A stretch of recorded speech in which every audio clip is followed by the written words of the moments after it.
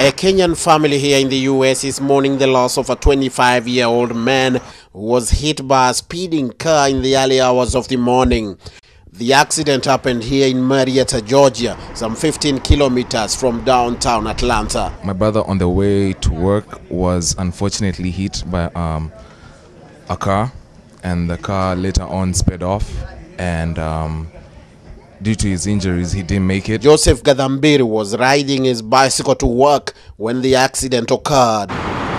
Now, that accident that has left the whole Kenyan community here devastated happened right behind me here on this highway, which is called the Southern Marietta Parkway. He had a whole life. He was very hardworking, very well loved by the people he worked with. And he was also aspiring even to be a rapper. According to the local police here, the motorist who killed the young aspiring musician did not stop. And the sad thing is that it was a hit and run. Gadambiri worked here at a fast food restaurant. One of his co-workers here, who did not wish to speak on camera, said she found the body of the deceased lying on the road as she was driving to work. Following the accident, this section of the road was closed for hours as police mounted investigations. My former workmate called me and told me that there was a fatal accident in South Marietta Parkway, and they thought it was my brother. So I was like, no, it can't be.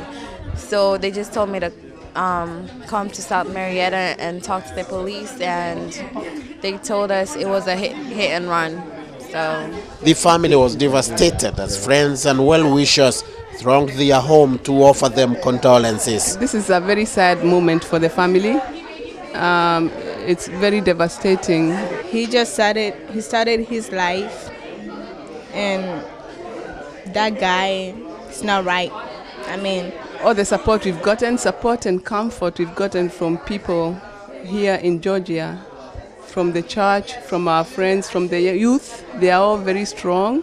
And we thank God because this is a nightmare that we would not like to live again, to relive. It's a very sad day for the family, and I don't have much to say though. It was a big shock, not only for his family, but also for his workmates, because it happened just near work. we didn't see it coming or anything. He was just going to work, and you know, it happened that he didn't come back. So we're trying to be fine. You can't just, I don't know. It's heavy on people, especially us. It's very heavy. We've all held together. We're united. We are always very close, even during happier times. So we've come together. We've prayed together. We've comforted each other, and you know, these things you can never know when they happen. And always we look upwards to God and we pray for peace in our hearts. They have been through quite a number of losses in the last few years. So as you can imagine, this is very hard for them. Later in the afternoon, police told NTV that the hit-and-run driver had been arrested and would soon be arraigned in court. But we thank God because God is God of justice, and the hater has been brought to justice.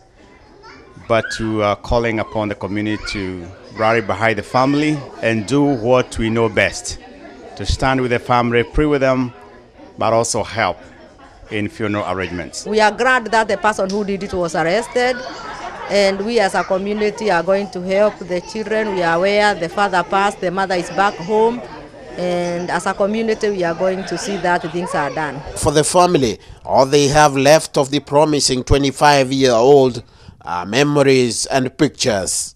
BMJ Muriithi, NTV, Atlanta.